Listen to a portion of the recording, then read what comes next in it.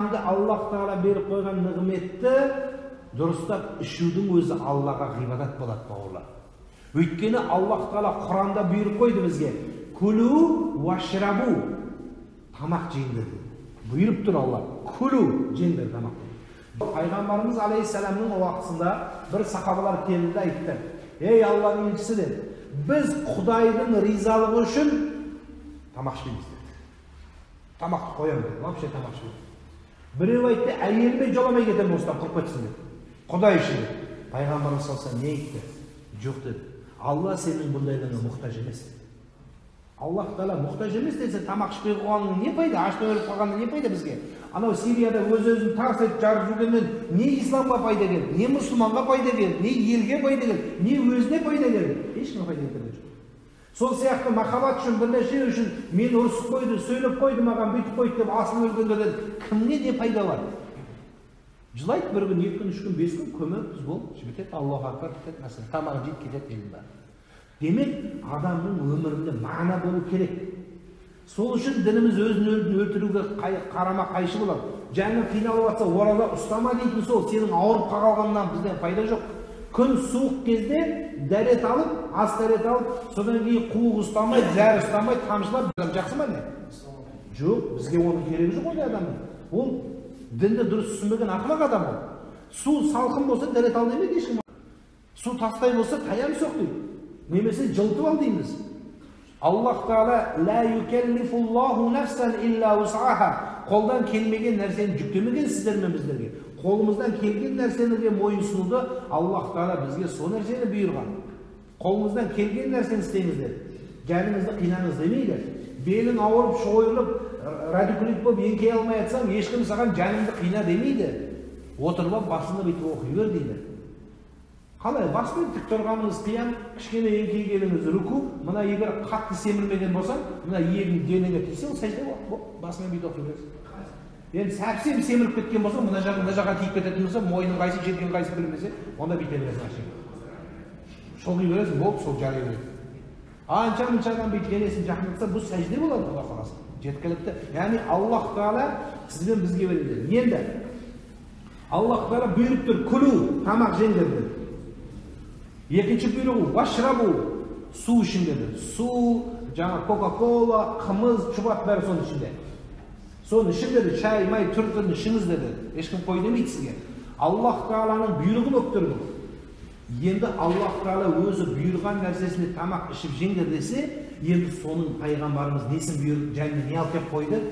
Ереже деп қойды, ереже. Намаз оқу туралы Құранда еш жерінде жоқ. Тек қана келеді руку, сәжде келеді болды.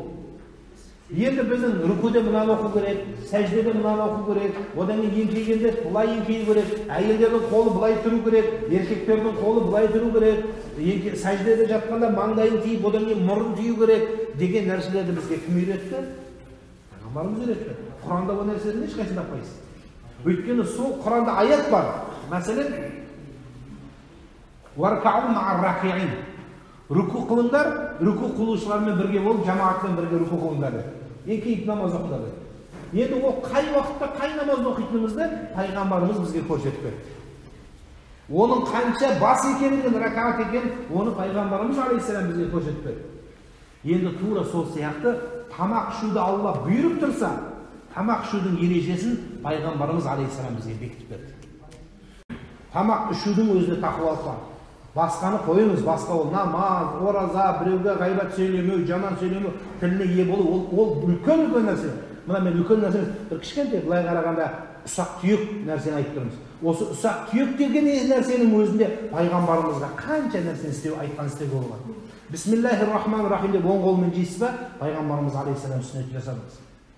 Bir күні Алла субханаху ва тағала әрбір шайтанның өзінің үлкен шайтанның айтуымен бір вазифа қызметтерге байланған. Біреу ананы істейді, біреу мынаны істейді, біреу мынаны істейді. Сол шайтандар бір күні кездеседі дейді. Кездескен кезде бір шайтан кепті, арық болғанда енді өлуге жақын дейді. Бұлар концлагерьден шыққандай дейді. Біреу келді, сондай жетіп семіріп алған. Соның бір-бірінен келесіп, сен қалай семіргесің деп айтады. Мен бір адамның қасында жүрем деп айтты дейді. ол тамақты сол қолымен жейді деп айтты дейді. Бисмиллахны айтпайды деп айтты дейді. Содан кейін одан бұрын мен жеп, соның тамағын бәрін жеміріп, жеп болып семірдім деп айтты. Сенші күнің нашар екен қойса, менің бір адам ойды тақуа деп айтады дейді. Бисмиллахсыз жұмыс жасамайды, бисмиллахсыз аузына ештеңе салмайды, бисмиллахсыз жүріп тұрмайды, отырмайды.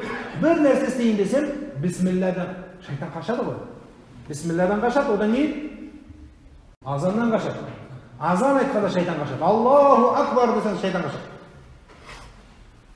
Шайтан Аллаху акбар деп азан айтқанда қашады. Бір ғалым көшеден келе жатса, бір бала тұр дейді. Бір бала тұр дейді.